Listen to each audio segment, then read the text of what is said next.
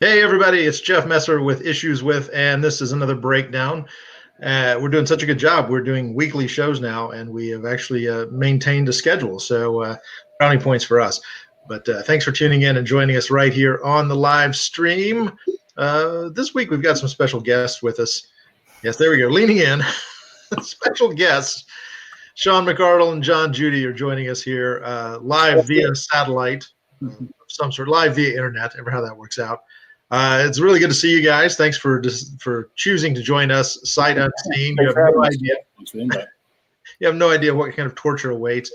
But we talked about you guys a little bit, or we talked about Sean particularly last week on the show because I was recapping some of the San Diego Comic-Con adventures that I had, and some of those adventures included meeting Sean for the first time. Yeah, at the Eisners, no less. The Eisner Awards, I know. How did two imposters like us get into that room? It was kind of amazing. Juke the system. That's right. That's right. Well, you were there for the book that is actually derived from the poster on the wall right behind you, and I do have a copy of it right here. Matches the one on the wall there. The Fuhrer and the Tramp. No, the Tramp. Whoops. I've been dying to make that joke, but anyway, I said we wouldn't be political. I'm sorry, I apologize. It is a slip of the tongue, though. It's just one letter, one vowel away. Where did this idea come from, and how in the hell did you guys get nominated for an Eisner? We'll start simple, right? Sean can answer the first half. I don't know if anybody can answer the second. That's right. Yeah. Well, Las Vegas bookies lost tons of money on you guys and on me. Because of the basically, if you remember back, what was it, 2015, that Seth Rogen movie interview? Yeah. And I remember watching that movie and thinking at the time, because Kim Jong-un had put out a assassination orders, allegedly, on Seth Rogen. Yeah. And since it was 2015 and things were much simpler then, it was like the craziest thing I'd ever heard in my entire life. Now that's true. That's what Tuesday. That's Tuesday. Yeah. Tuesday afternoon. It will never get crazier than that. That was like the peak of insanity. Yes. Yeah, I just couldn't stop thinking about that. It's like, Jesus Christ, he put out a world leader put out an assassination tip on Seth Rogen, and I thought Hitler didn't even put an assassination attempt on Charlie Chaplin when we did The Great Dictator. And I was like, wait a minute. What if he would put out an assassination? What if he did? He's like, that's a great movie. I think back to 2015. I wonder if Seth Rogen ever walked into a room where Dennis Rodman happened to be at a party and he got really nervous. Wait a minute.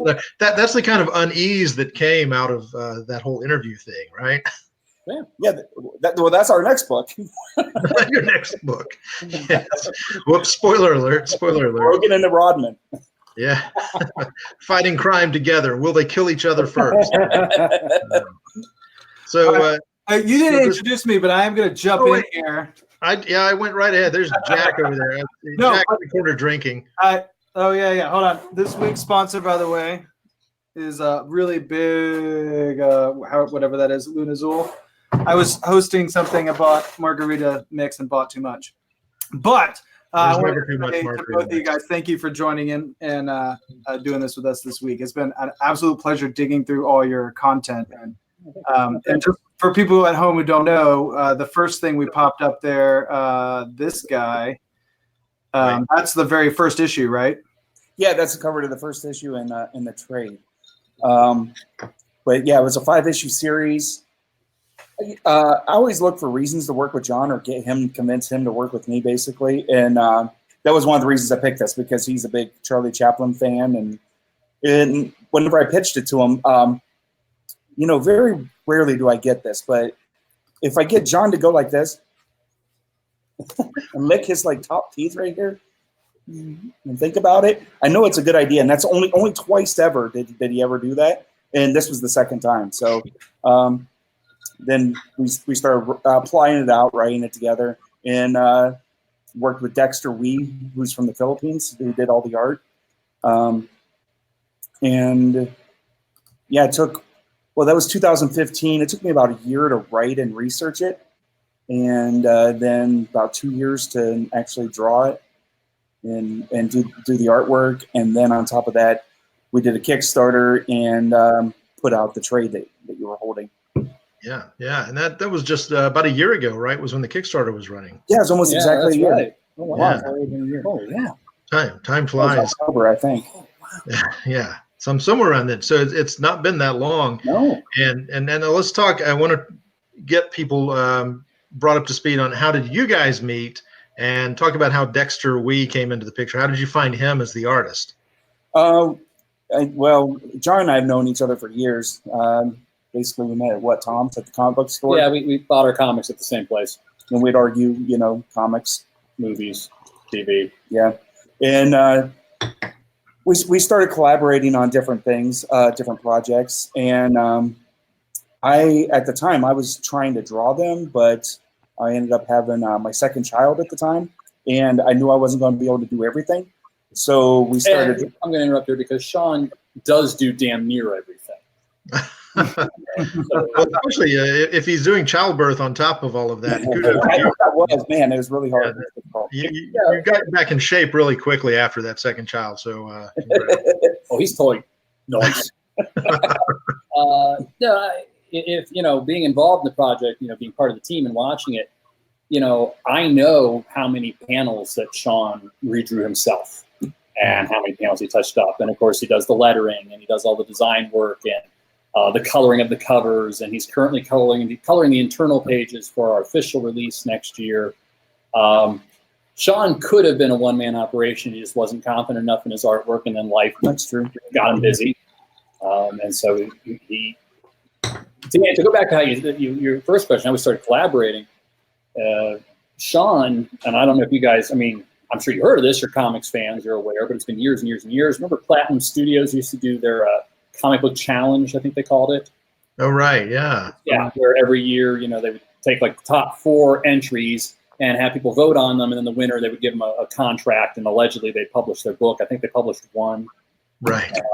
So Sean had entered that, and for whatever reason, just getting to know each other, hanging out, he thought we had kind of a similar vibe or similar wavelength, and he said, "I'm going out to San Diego for this thing at Comic-Con, this Platinum Comic Book Challenge thing. Why don't you come along? And I can get you a pass into the con. We can hang out, and then we can talk about ideas." And so when that trip was over, Sean said, "Why don't we create something for the next year's challenge?" And but I don't want to draw it, and so I'm going to find us an artist, and that was Dexter. Yeah. How did you find him? I know there are plenty of social media groups. There are lots of places where some really amazing artists are sharing their work and are gathering in social media. Is that how you guys found Dexter? What's the process there? Yeah, it was either on digital webbing or Pencil Jack. One or the other. We posted classifieds ads. I tried to find those recently. We were going back through that and trying to figure it out. It was one or the other, and I put classifieds on each one of them. But what I put there was a paid job that we had to pay a page rate, and we had over 100 submissions, and we narrowed that down to about a dozen and from those, then I sent those dozen people a sample page, a script.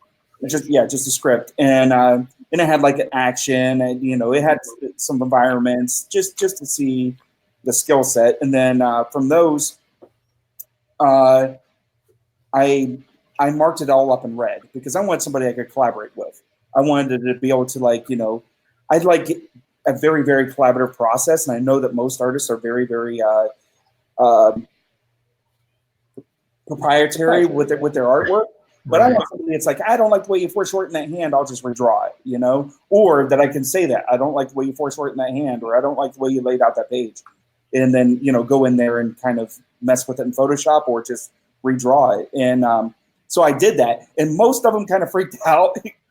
Dexter, he immediately did all the changes I said. I marked red all over the whole thing. He just sent it to me recently, and I marked and had him redraw a gun and did some foreshortening. And he was very, very eager to please, very easy to work with, and I liked his art style, so we started working with him. And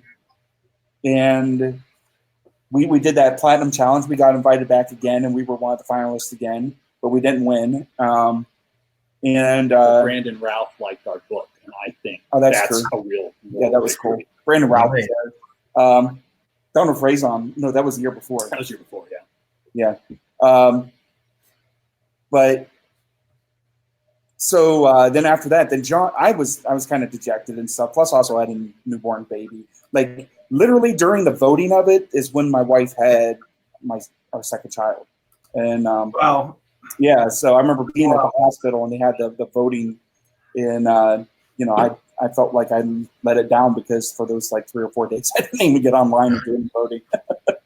Right. But yeah, so we lost that, and then I felt a little dejected by it.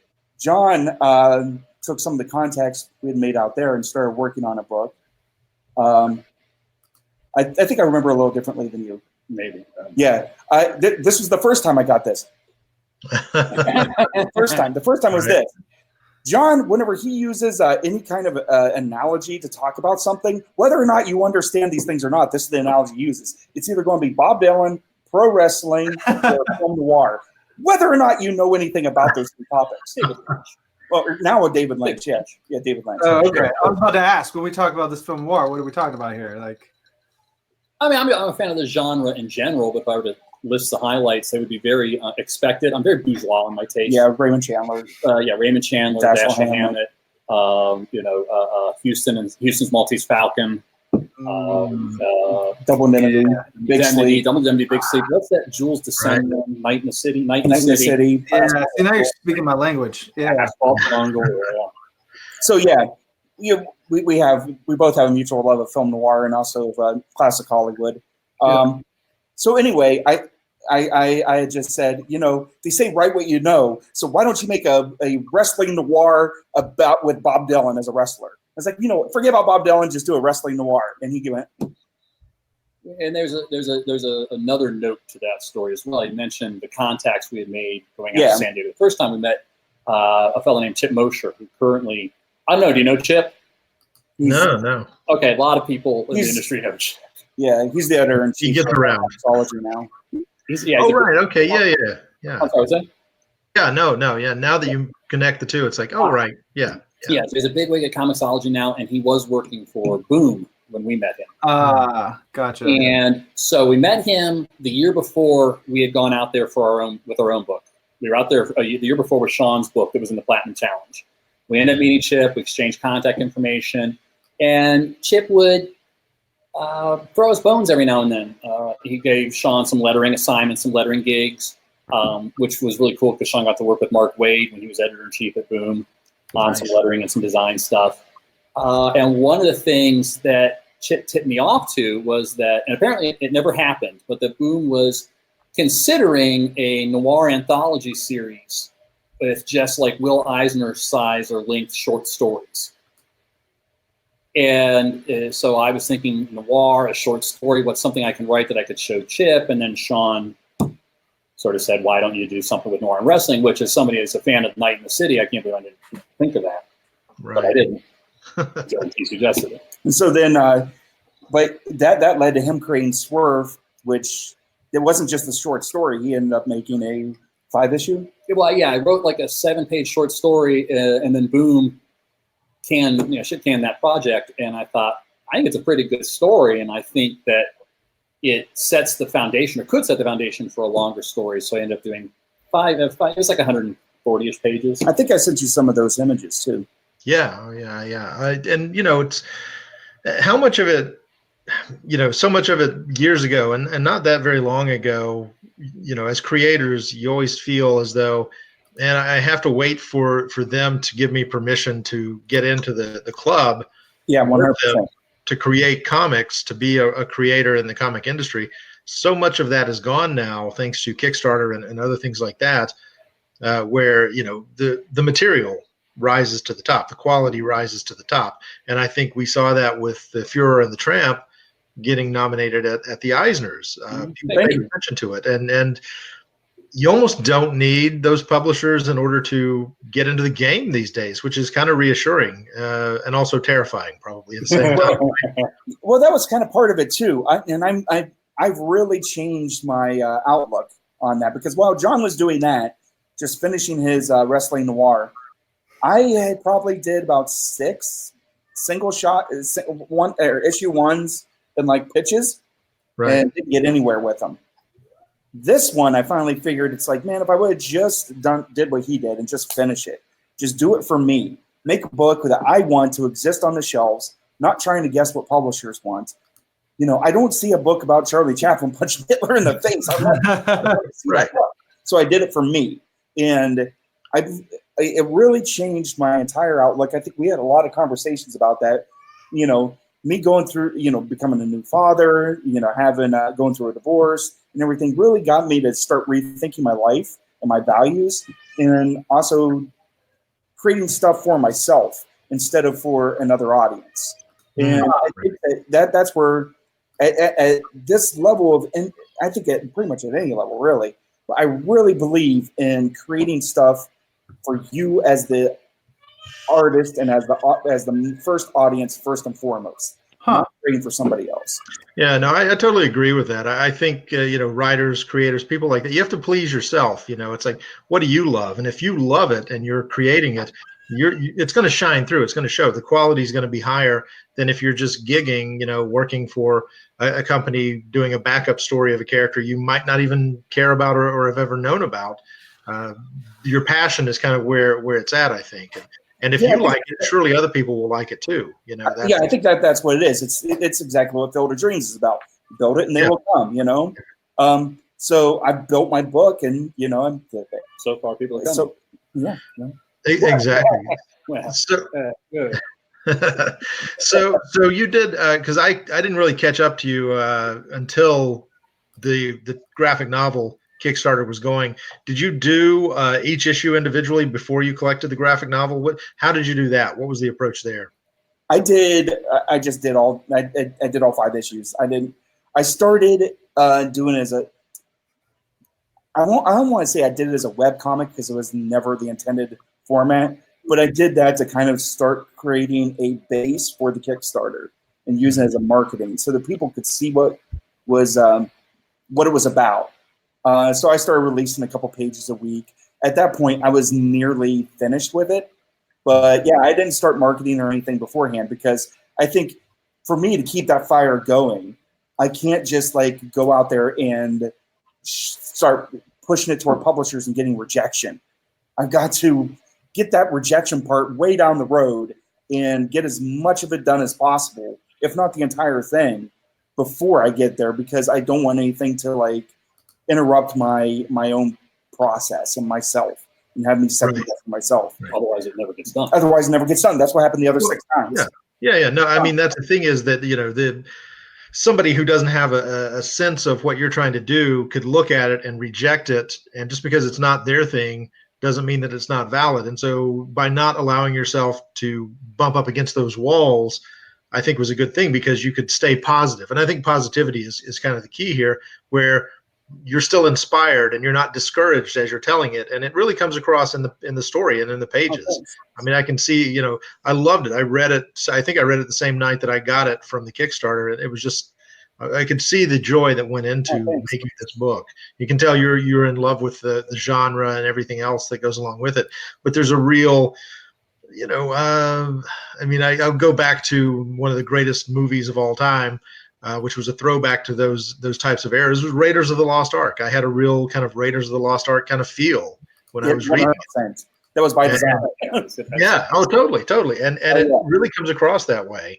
And you know, I mean, good job for sticking with it and doing it and not letting other people interfere with, you know, because people can be shitty. You know, if you send it to someone and they're like, oh, it's really good, but I'm going to kind of shit on this because I can. That's very counterproductive to you as a creative person to have to deal with that. So good for you for just sticking to your guns and getting it done. You know, and I think something else that I arrived at, because we've been trying to do this now for a little over a decade, about 11 years. Yeah, pretty much. And with some brief. With some break. Oh yeah, Yeah. with not uninterrupted. Life. But You just took a nap. You took a nap. is what you said. yeah, we sleep. Yeah, No, we don't. just like with Sean, I accumulated a sort of just a stockpile of aborted pitches and aborted first issue that I sent around to people and got the rejections on. And it occurred to me while I was working on Swerve, because I did the same thing. I took that 7-page story I'd written for Boom and I would send it around with what I'd done, what I'd added on, and just got rejection after rejection after rejection. But I say, I'm still going to finish this because it occurred to me, because I really wanted to finish it. Like, I think this is good. I really want to do it. And it occurred to me, all those other projects that got rejected and I didn't finish, how good were they if I'm the guy who came up with them and I didn't even bother finishing them? 100%. Right. I got in an argument with somebody just yesterday on Reddit about this, that if you are not willing to invest in yourself and finish the book and do it, then I think it is rude of you to ask anybody else to publish it.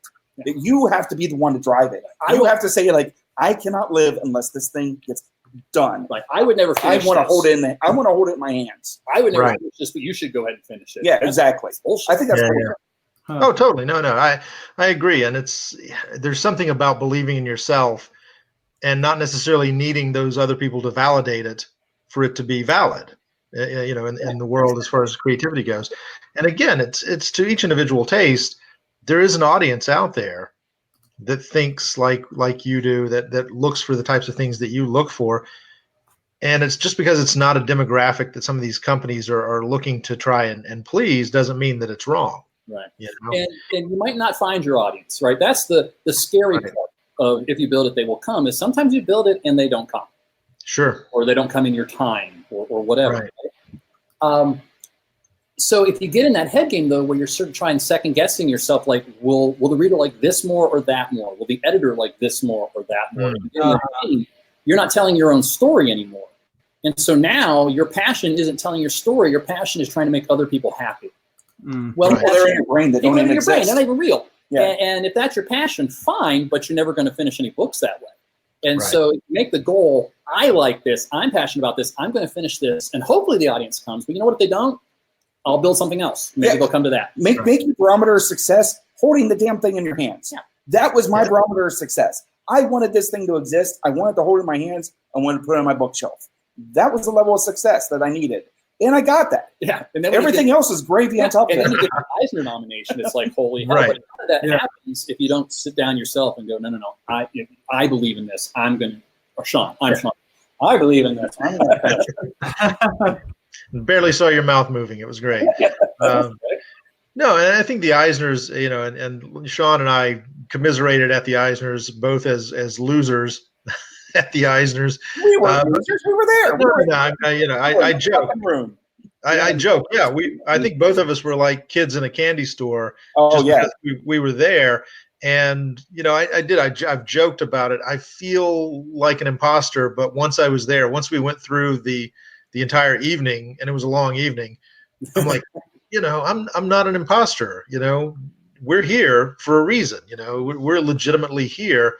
Yeah. And why not take this out for a nice long drive afterwards? And how do you feel about that now? Have you seen a lot more interest? What's next as far as getting this noticed? Because unlike the regular comic schedule, your book, and I think people who are going down this creative path, your projects aren't limited to the month that they're released. Movies and comics are kind of the same thing. Well, if that issue is not a hit the month that it's released, no audience is ever going to find it. Well, this is not the case with what you're doing and with Kickstarter and some of these other places.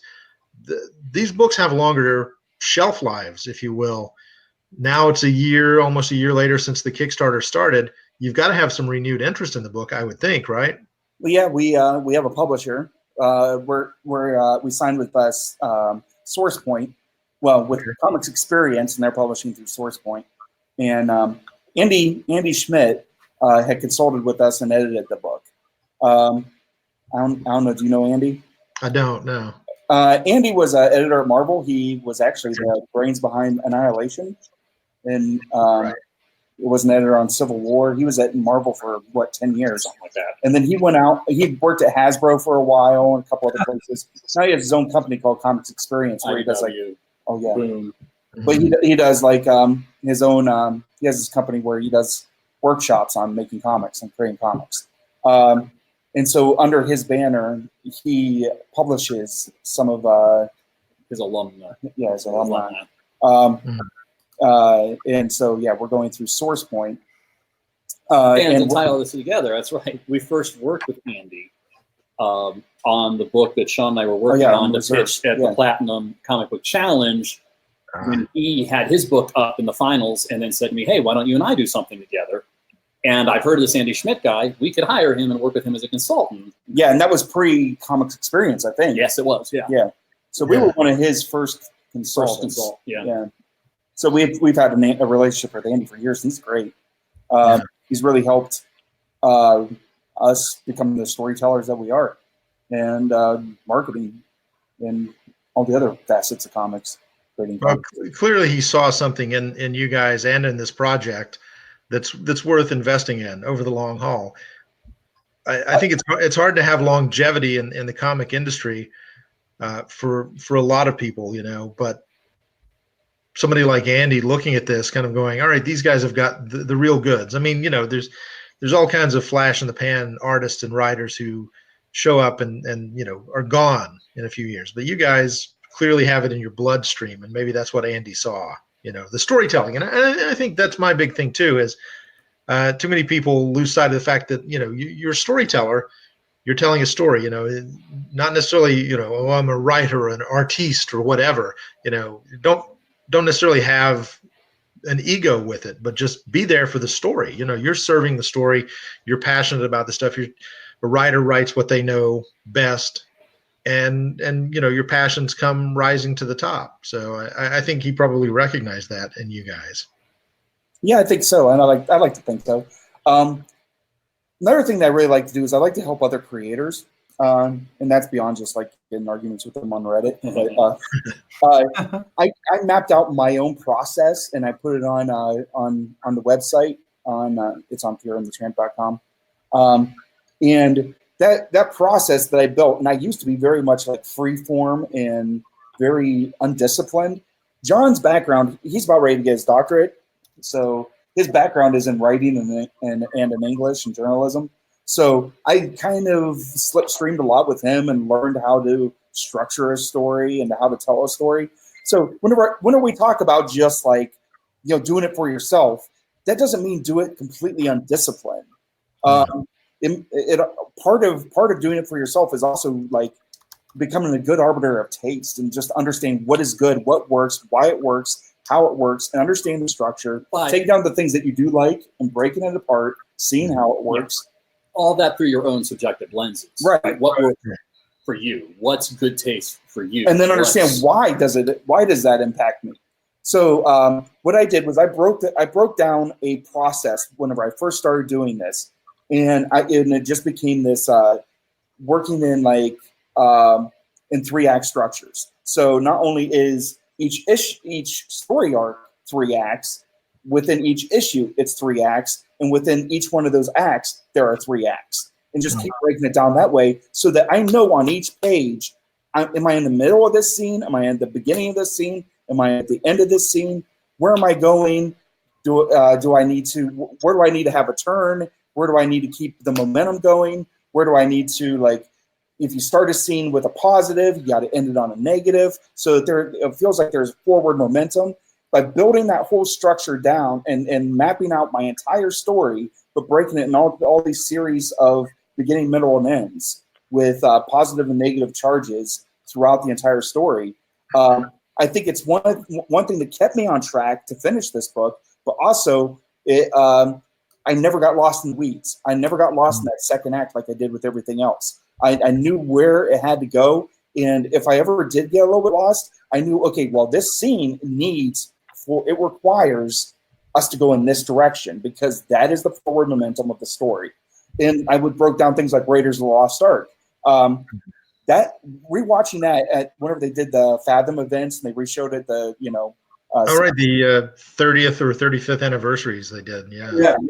Yeah, I went to that and I sat there and I watched it and I was like, oh my God, I know what I'm doing. Basically what I was doing was Indy's at the college and they pull out the Bible and show him the picture of the Ark of the Covenant and that wood grain or that wood etching. And he's like, okay, well, go get the Ark. And he gets on an airplane and goes right to Cairo and pulls the Ark out of the, skips Marion, skips, all the stuff and just goes straight to the well of the souls and pulls it out. There's no bad dates. There's no getting the staff and putting the staff. You got to put them on a journey. The journey can't be linear. It's got to zig and zag.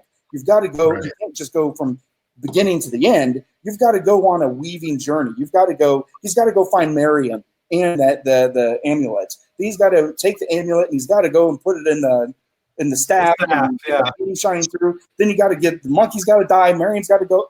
You have all these little things to go through to get there. And just doing things like that, I realized, you know what? I got to send them on an adventure. I've got to get them out of LA. I've got to give us different visuals. I've got to give Dexter different things to draw. Let's send him on a boat because, through my research, Errol Flynn, his favorite thing to do was, sail that boat. I can't have an Errol Flynn in this story without swashbuckling. It doesn't make sense. Right now, I have no swashbuckling built into this, so I've got to have some sort of swashbuckling. I gotta say that's fascinating because as I look through the art and everything on this, there is this feel of a swashbuckle.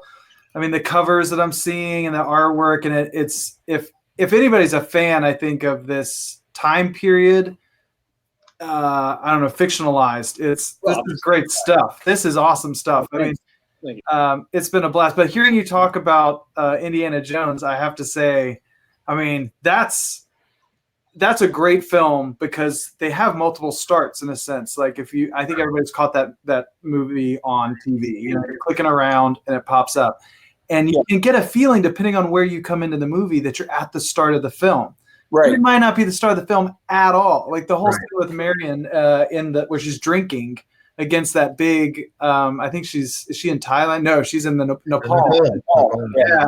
She's drinking against this big guy, and often I always thought of that as actually the start of the movie, but it's not at all. That's 20 minutes in or 10 minutes in or something, Well, it's the serialized kind of format too, which comics really at their greatest are a serialized format. If you're telling a good comic story, you're working in that. You got to build it. You got to set this up, create a problem, cliffhanger, next issue, and so forth. And Raiders of the Lost Ark is perfect for that because I mean you're right. No matter where you are in the movie, you can turn it on and start watching it and not really ever be lost. Right. Yeah. It's always compelling storytelling. Yeah. Oh, it's fantastic. It's perfect. I think a lot of that is indicative of not only it being influenced by the cliffhangers, but also earlier storytelling in the earlier movies, pre-Psycho, people used to just wander in at different parts during the movie. And if you came in at the mark, you stayed there and you watched the rest of the movie, then you watched the newsreel and the cartoons, and then you watched the beginning of the movie. So movies were kind of built to be that way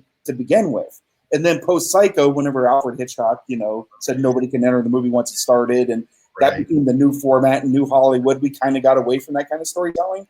I like that kind of storytelling myself. I think it has more momentum. It feels like there's something always going on, and you can walk into it. We still have storytelling like that. Like Shawshank Redemption is one. And you turn on TBS and you see Shawshank Redemption, that's what's on the rest of the day, The Godfather is another one like that. The problem, the classic studio system Hollywood approach to storytelling wasn't the problem. It wasn't with the storytelling itself. It was with the fact that they didn't allow room for anything else. Right. And so you choke out all other forms of storytelling. Like I mentioned, I'm a big David Lynch fan. David Lynch is not a storyteller. He's a mood creator. Yeah. And there's nothing wrong being a mood creator unless there are no storytellers. Then that sucks. And there's nothing wrong with being a clear traditional storyteller unless there's no mood creators. And then that sucks. Yeah. But the classic Hollywood formula became the dominant formula because it was good. Yeah. It worked. It still works. Yeah. It still works. There's a reason that it's evergreen. Yeah. Of all of the Indiana Jones films, Raiders might be the only one that can be watched forever and all time without feeling, anchored or dated or somehow a product of the era that it was made. It defies all of that. Maybe Last Crusade a little bit, but at the same time, I mean, it's like Raiders, the very first Star Wars movie, just. It doesn't, you can watch it anywhere at any time. Back to the Future. It works. Yeah. So, Too many other things feel kind of dated, or they can get lost in the shuffle, I guess. I have to ask. We're gonna do this as like a vote. Are you guys? Do you even count Crystal Skull as an Indiana Jones film? I don't like to think about it. It's okay. Which Is if it it's though? okay, Is it though? there's parts of it that I really, really enjoy. Yeah, no, there are parts of it that are good. Scene, that scene whenever him and Marion are in the back of the truck. Yeah. And, he says that they all had the same problem, and she says, "What's that?" And he says, "They weren't you." They weren't you. Yeah. That gives me chills every time I think about it. I always felt like her parts, and really Kate Blanchett's a great actress. Her parts are strong. Yeah, everything she does in that movie is great. Yeah, she's amazing, and bringing her back was the best thing they did. I don't know about the rest of that movie. Well, and see now, my theory though, part of it is that the Crystal Skull is a product of 30 years later. These creators who were once hungry when they did Raiders are now accomplished and very poised and professional, and it was too much of a paint by numbers. It was like Spielberg doing it in his sleep because he could at that point. And it was still good. It's better than some other people trying to do genre type films, but it wasn't inspired. The first one clearly inspired. The second one was inspired by some dark stuff, because of divorces and whatnot. And the third one was just sort of a little bit of an affectionate love letter type of thing. But the first one is the one that's the most truly, this comes from a deeply inspirational place. And that's why people attach to it. I think that the audience can tell if you're bullshitting them. And that's in comics too. And I think that's, the writer being true to themselves is kind of the key to making sure that it gets past the sniff test, because I think a lot of people can sniff it out. Yeah. I could be very controversial now. Which is the best of the four, though? Which is the best? Which one? Yeah. Out of the four movies, which one's the best? Out of the, Raiders. I'm a Raiders guy. What you say? I'm gonna go Raiders. Yeah, I'm gonna say Raiders. Go ahead. I say Temple of Doom. Temple of Doom has the third act. The third act in Temple of Doom kills. It's insane. It is. The act is amazing. The style of it. You start with a Busby Berkeley musical. There's an amazing Busby Berkeley musical number right off the beginning. Yeah. And then and then that third act, it's one of the greatest third acts in all movie history. You go from Indy being the slave. Yeah, right. Yeah. And the whole thing with Kate Capshaw getting lowered back up and down and trying to kill Short Round. Then that's our Dark Night of the Soul. Then we move right into Indy just beating the shit out of the guy, waiting for him to beat him the whole movie with the big turban, punch the shit out of that dude, gets his ass kicked, knocks him into the thing, gets snapped. Then into the mine cars. The mine car chase scene is fantastic. Straight from the mine cars, right into the flooding, the water bursting out. Then after that, going up onto the bridge in that amazing bridge sequence. That building, bam, bam, bam, bam, bam, a thing after thing after thing after thing. And all of them are driven by Indy and decisions that Indy is making. Yeah. It's the better third act. It's a better third act than Raiders. The only thing I will say is, her voice of just hearing her go, Indy, like that's always gotten to me. But it's so funny because I count Temple of Doom. To me, Temple of Doom is part of the trilogy, and it totally counts. But I have a couple friends. It's definitely part of the trilogy. That's just a math equation right there.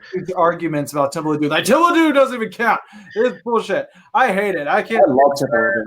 I love Short Round. Short Round.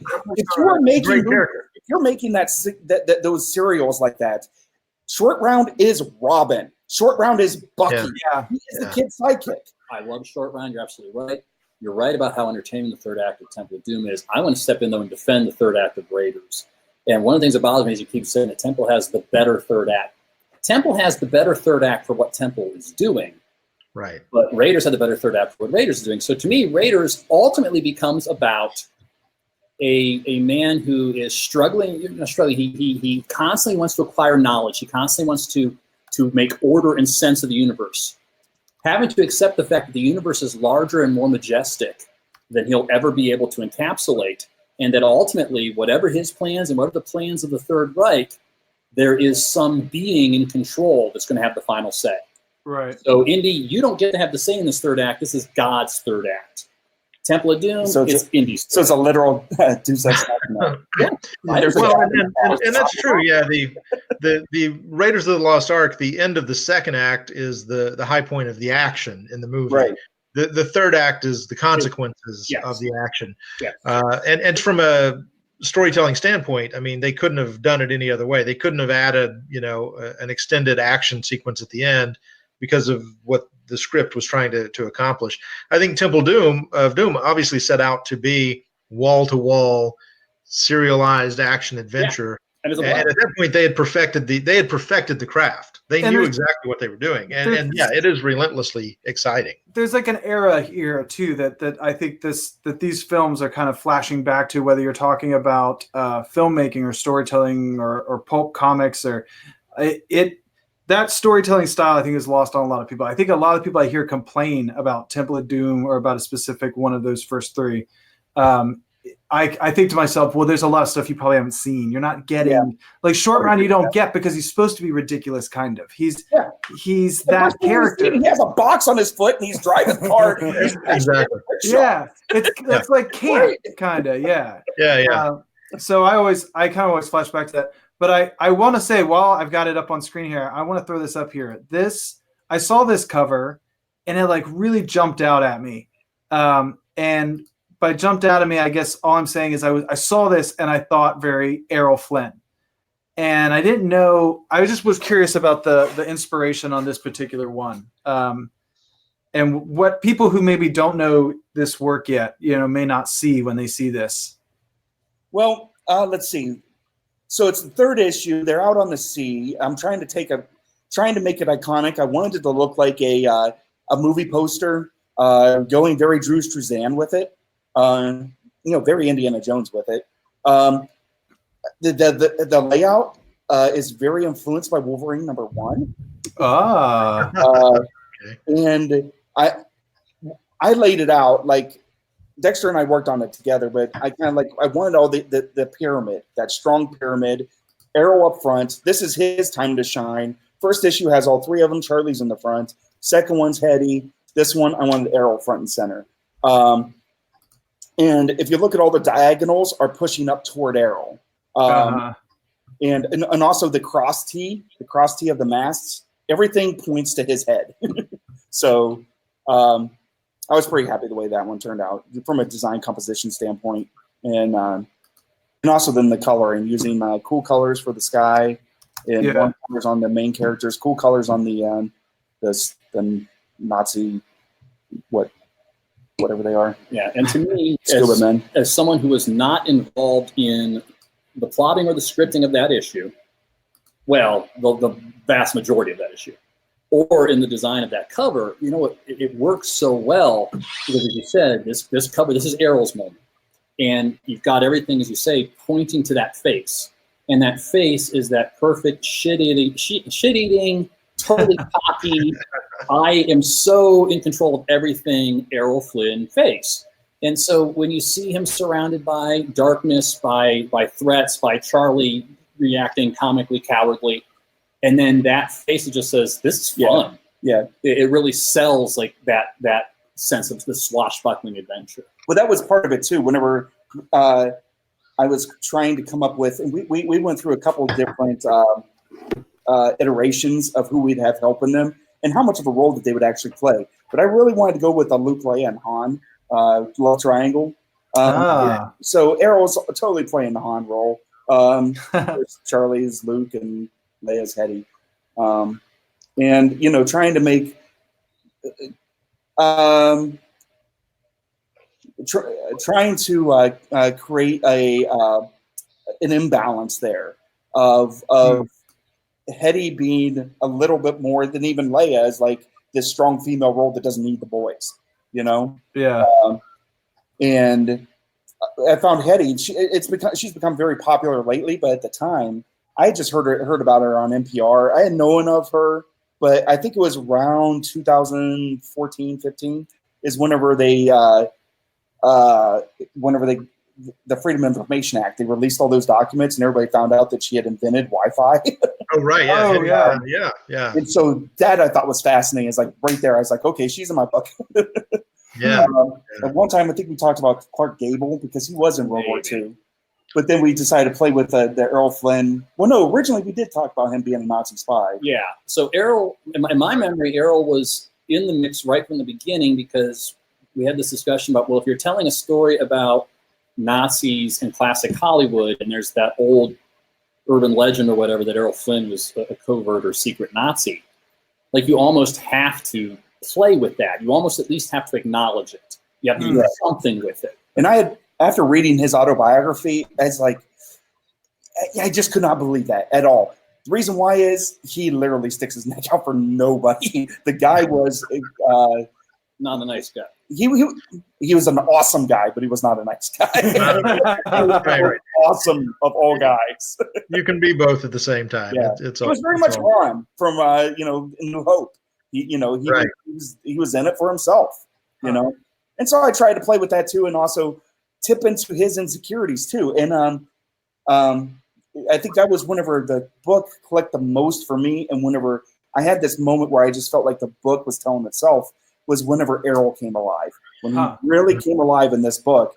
And it was, what I would do is when I'd write it, I would sit there and I'd read more and more passages out of his Wicked, Wicked Life, his autobiography, and try to get his intonation in my mind, and then put that down to read Charlie Chaplin's, and then Heading to Mars. All three of them have autobiographies, so I just read like little chapters or highlighted parts of each, and so I got all three of their heads or their voices in my head. Charlie's is the least him, I would say, but then taking all three of them and then having them talk together, and then whenever Errol just started becoming Errol, that was my favorite part of writing. So you were saying that this was based on the Wolverine #1. Is it this one from his first? 100%. Let's see, that cover and that was one of my favorite covers as a kid. That's an awesome cover. So yeah, I love that cover. Right? Yeah, it is. Nice. Yeah, you totally see it now when you flip back and forth, right? Oh yeah, it's interesting how you kind of flipped the blue and the black. Yeah, that was at that point, once it's already done and I'm doing the coloring, I'm not being influenced. I'm not going back and looking at it. I'm doing what I feel it should be. I'm like, leading with myself. That's fascinating. And then number 4, there's number 4 is based off of something. Do you have that one? It's the Wolverine #4 or the number. I didn't give you number 4. No, I was asking you talking about referencing Wolverine #4 or Wolverine? No, Fuhrer and The Tramp. Fuhrer and The Tramp #4. I can pull that up. Yeah, so that's the best part about the internet, right? And doing live streaming. It's all right there. Now let me ask you. I'm going to throw this out to you guys, Sean and John. I have several copies of this from the Kickstarter, and we're going to give one away to one of our Issues with fans. And the way we do that is that we pose some sort of trivia question that they have to answer correctly. And folks who answer, send it to our message box. Don't answer it on the live stream. That way everybody gets a fair chance. If you guys can come up with a nice piece of trivia, what's a great trivia question about your book that someone might have to answer in order to win it? Put you on the spot. Really easy. What was the name of the movie that they're making that's making fun of Hitler? There you go. There you go. There it is. Give it to him. Give it to him one more time, Sean. What is the name of the movie that Charlie Chaplin is making that is making fun of Hitler while the book's going on? That Hitler's trying to sabotage. All right, there you go. So what's the cinematic MacGuffin? Yeah. I like that. First person to get the correct answer wins a copy of the full collection. This is the trade paperback edition, has the entire story front to back right there. Yeah, lovely black and white. Great stuff. Why did you guys decide black and white? And did I hear you correctly that it's going to be republished in color? Is that happening? There's 2 reasons. Number 1, it felt appropriate for the story. Right. No, it's beautiful. The grayscale and the work that's done in the art is gorgeous. It's perfect. Yeah, Dexter killed it. Dexter did such a great job on it.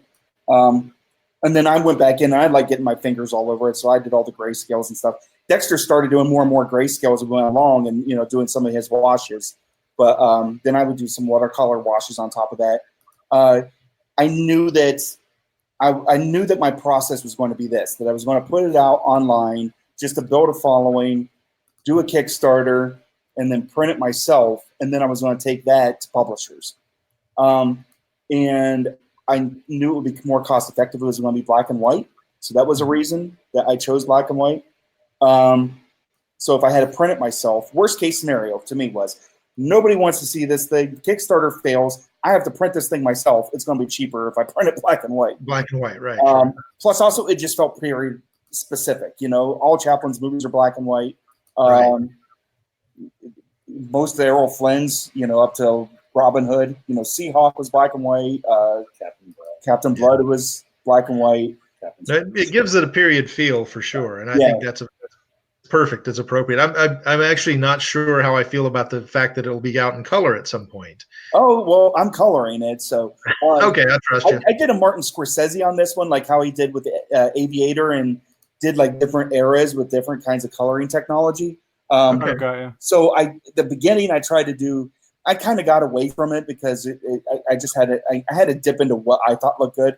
But the initial colors that I lay down, and what I'm really thinking when I'm starting to apply color, is I was trying to make a Technicolor 2 strip, which was the original Technicolor before the 3 strip, which is like what full color is.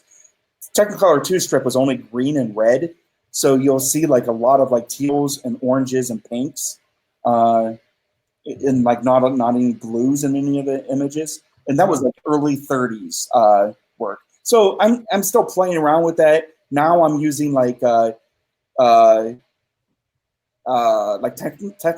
like in some pages or some areas, I'll be like, I'll go to a specific movie and I'll use that color palette. Right now, the scene, you'll like this one, the scene with FDR whenever they go into the room, whenever they go into the hotel room. I was watching with my daughters. We watched To Catch a Thief, and there's that beautiful scene where they're with the fireworks and To Catch a Thief. So that inspired my entire color palette for that scene. So each scene is inspired by a different movie or a different scene that I love out of movies. Gotcha. For whatever reason, if it's specific and helps tell the story. So God, you're such a nerd, and it's so paying off. It's working in your favor, man. It's totally working in your favor. So is that number 4 down there? No, that's 5. That's a total Juice Suzanne cover. Number 4 is not showing up, no matter how much. Oh, really? Yeah. Okay. Well, let me see. I saw the Hedy Lamarr cover popped up a second ago. Yeah. Yeah. I've just been flipping through trying to find it. As far as it didn't send to you. Hold on. We'll get there. I know. Before I'm just going to your website right now. I'm sure it's on there somewhere. But Jeff. So we're looking for I see we got people just chiming in on that trivia question. So we're looking for an email. Is that what you're saying, or a message on Facebook? Because that's the question. Yeah. If they message us, just don't put it in the stream. That way, they don't. If they get it wrong, we don't want them to spoil it. Okay, so this is going to be a Facebook Messenger. Yeah. And I've gotten a bunch of responses that are not right. Sorry. Not right. That's all right. But so let's repeat it one more time and then let people try again. And we do. Sometimes it takes people a little while to get some of these. So Wikipedia is failing them now. Yeah. What movie did Charlie Chaplin make fun of Hitler? There you go. Yeah. Yeah. Easy peasy. Now we'll start. If you haven't seen Facebook in the past 10 years and have them play that clip over and over again. Yeah. Yeah, it is. That tends to pop back up fairly frequently, that one scene out of that movie. Oh, I love that. Before we wrap things up, guys, big thanks for doing this. I'm not sure which previews. I'm still working with the publisher on the details and figuring out what the schedule is. We are on the schedule for July, but we might be bumping that forward because I might be doing a book signing in March. So I don't know. There's a lot of moving pieces, Sure. Well, you keep it posted. We'll let people know. Yeah. And the next project, you're working on something brand new that will be up soon in Kickstarter, I believe. Wolves of Babylon. I think we're going to do the Kickstarter probably in October, for issue number 1. And you give us a little bit of a background on this. What is this about? Basically, I hope to do for werewolves what Dracula did for vampires. Nice. Interesting. I think that werewolves have been completely neglected and they haven't been given the literary A-list treatment. And I'm trying to do that. I mean, like, you know, if you were to do like a Family Feud and like name the top 10 vampires, you did 99 on Family Feud, all the points go to Dracula, and then after that is like they'll stop, you know, and then there's nothing else. You know, everything goes to Dracula. Yeah. Your grandma knows Dracula. You know, homeless people know Dracula. Everybody knows Dracula. You know, if you've never seen a movie before, you know that Dracula is a vampire, right? Yeah. Yeah. Okay, you're born with that knowledge now. Name one werewolf. Jason Bateman, Teen Wolf 2. There you go. Okay. All right, forget it. Book's over. That's actually, you get a freebie because Michael J. Fox, Teen Wolf 1, so that's 2. Yeah, Also, random trivia. I don't know if you guys know this, but if you look very hard in the Teen Wolf film, is one of Ben Affleck's very first appearances. Oh, really? I didn't know that. Oh, wow. Oh man! Oh, that's good trivia. Is that him dropping his foot and showing his balls? It no. That's proven. That's been disproven. Just drops it. Just random. I don't. Totally random trivia. If you go watch the Teen Wolf movie, right then. I bet that was Ben Affleck that did at that. the end when they're in the basketball game, I think he like comes out as the wolf at some point and like, scares all he everybody actually there. has a role. Yeah, it's Ben Affleck. It's How random because he like it's like the other team is afraid of this guy who's a werewolf playing basketball, and they walk up and somebody hands them the ball. They're like, here, just you take it, man," and they back up. That's Ben Affleck. Oh wow, okay. Yeah. That's my piece of trivia for. Is that the cover? Yeah, that's the cover. Okay. Finally, Yeah, I succeeded. Number 4. Yeah, that was one of my favorite covers that I worked on. I love it. That one looked the most like what I had in my head because it was inspired by Action Comics #2. Everybody homages Action Comics #1, but nobody homages Action Comics #2, which is an awesome cover. It's a classic. It's a classic, Very but cool. most people don't even know what it is because Superman's not on it. Well, there you go. Because Action Comics wasn't necessarily just a Superman book. Yeah. Superman wasn't popular then. All right, so let me back up real quick. Wolves of Babylon is set contemporary. Is that right? Is it? It's more modern. Yeah, I formatted it like Dracula. So the beginning is going to be like the prelude takes place in ancient Babylon. Right. My Vlad Tepes is Nebuchadnezzar, King Nebuchadnezzar. Okay. Because there's a Bible verse in Daniel where it says that, you know, because of his hubris, Nebuchadnezzar was cast out in the fields and behaved like a wolf for 7 years. Mm-hmm. And as a kid, that just exploded in my brain, you know, that Nebuchadnezzar was a werewolf, you know. In Jewish mythology and like they believe that Nebuchadnezzar was the first werewolf.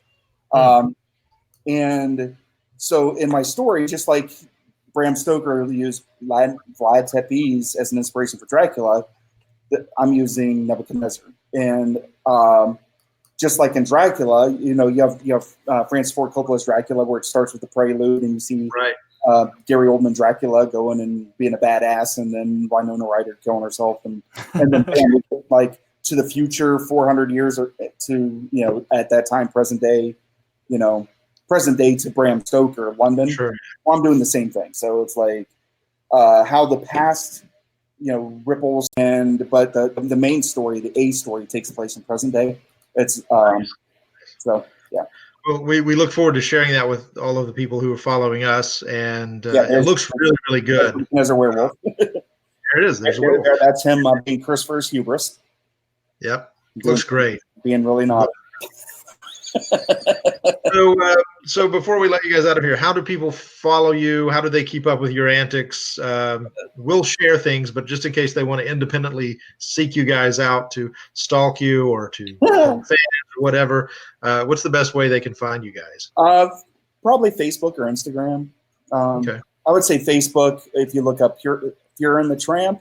Or no, it's Adolf and Charlie, because for some reason, Facebook won't let you use the word Fuhrer.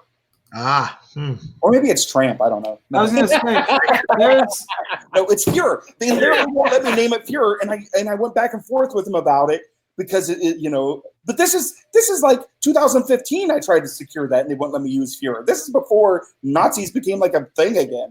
This is back before Nazis were even popular. God help us before they became popular again. Yeah, I thought Fuhrer, it could be that, whatever. So, yep, there it is. So, what is it? Adolf and Charlie, I think.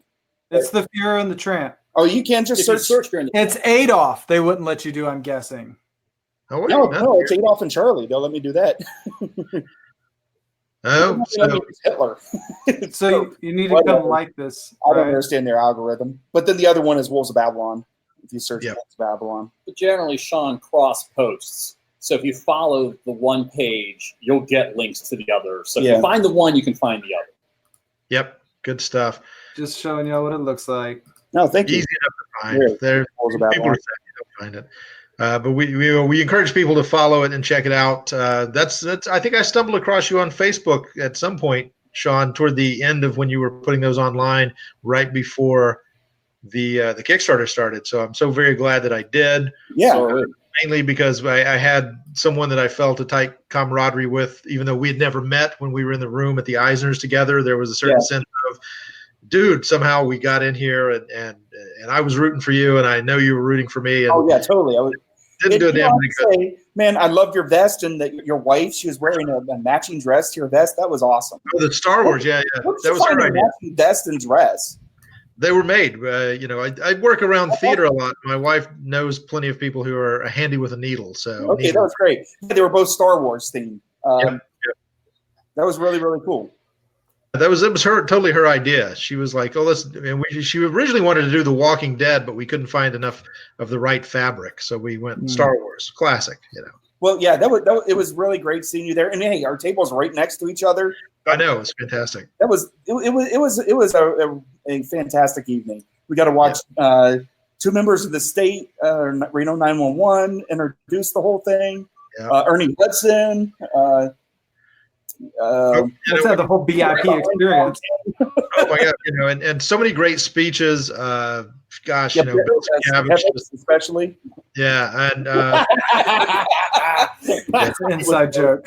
Yeah, it was a great night all the way around. And winning was not why I was there. I don't think it's why you were there, even though it would have been nice.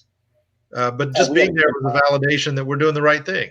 Yeah, we're on the right track. So yeah. Now I maybe next time I walk into Artist Alley, I won't feel like an imposter. You shouldn't actually. You should have a table in Artist Alley next time. Well, it's like I haven't set up for a while because I didn't have anything to sell. But it seemed like the last time I set up, and there's always this, like I'm walking with all my stuff and trying to find my table and like looking at everybody else's stuff, and I would just get this overwhelming sense of like, oh, look how good that guy's stuff is. Oh, there's Jim Lee, and he's doing sketches for free. Oh, God damn it. And, then I just feel like you have the first, 2 hours, I would sit there and just completely feel like, what am I doing here? I don't belong here. I don't belong here.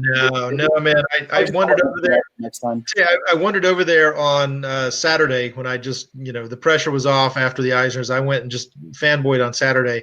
And I found Steve Bryant, who does Athena Voltaire, and he's got some other Kickstarters going.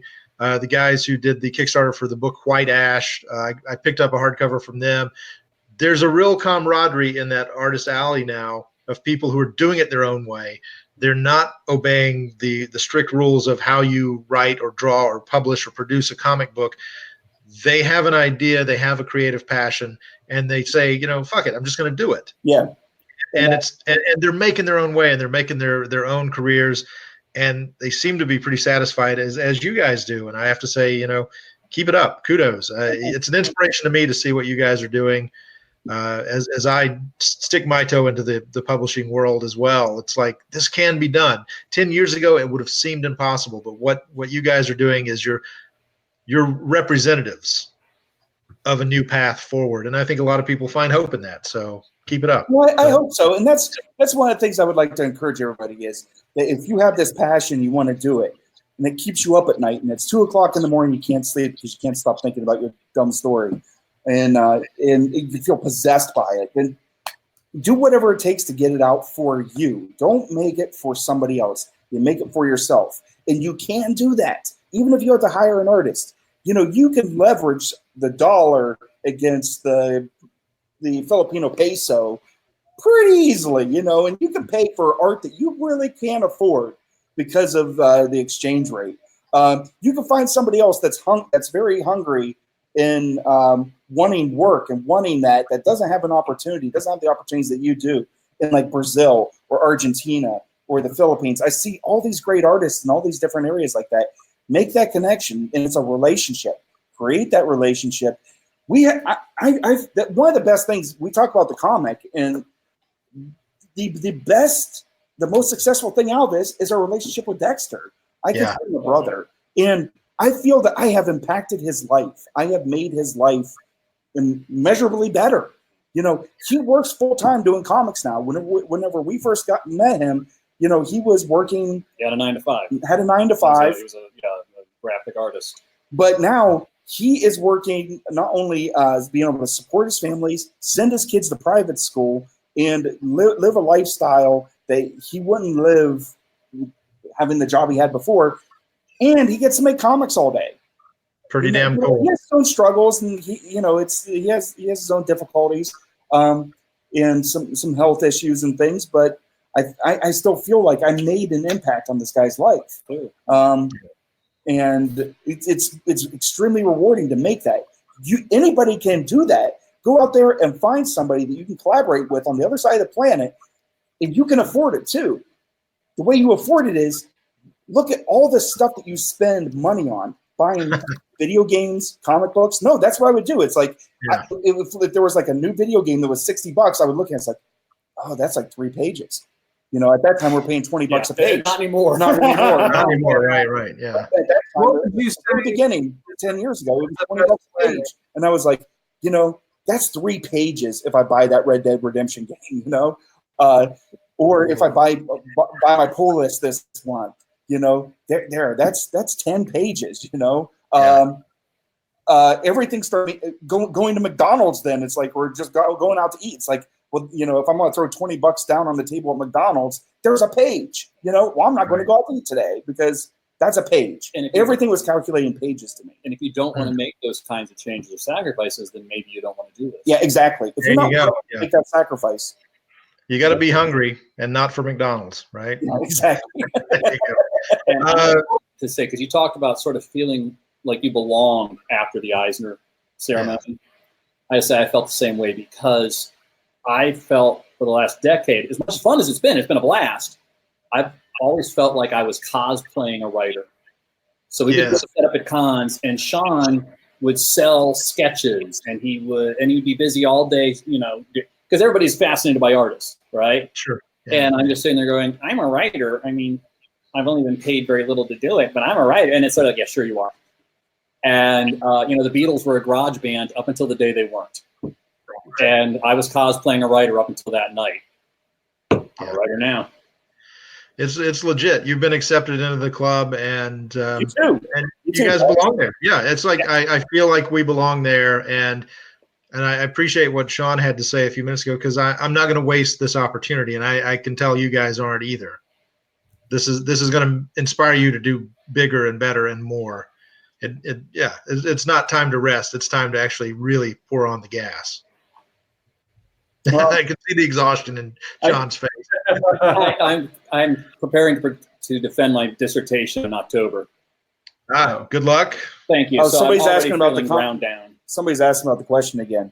It's what movie did Charlie Chaplin make fun of Hitler? There you go. All right. You and Google can't answer that. Your Google. I was gonna say, come on, Google it. Charlie Chaplin, Hitler. You're done. It's pretty easy. Yeah. It's a fairly straight line. Hey guys, it's been a real blast. Thank you so much, Sean. I look forward to seeing you again at San Diego at some point, now that we're no longer imposters. And John, good luck with the thank you. The PhD, doctor in comics. Dr. Judy. Doc Comic, yes. And I look forward to meeting you down the road too, man. Likewise. It's been a pleasure. I really love your work, and we'll do everything we can to support it. Thank you, guys. And Jack. Thank you, Jack. Thank you. Yeah, Jack's over there as well. Thanks for doing this. We'll be sharing this with everybody out there who didn't see it live. Keep up the good work, guys. Sean, John, be good. This is Jeff and Jack, and you just got another breakdown. We'll see you next time.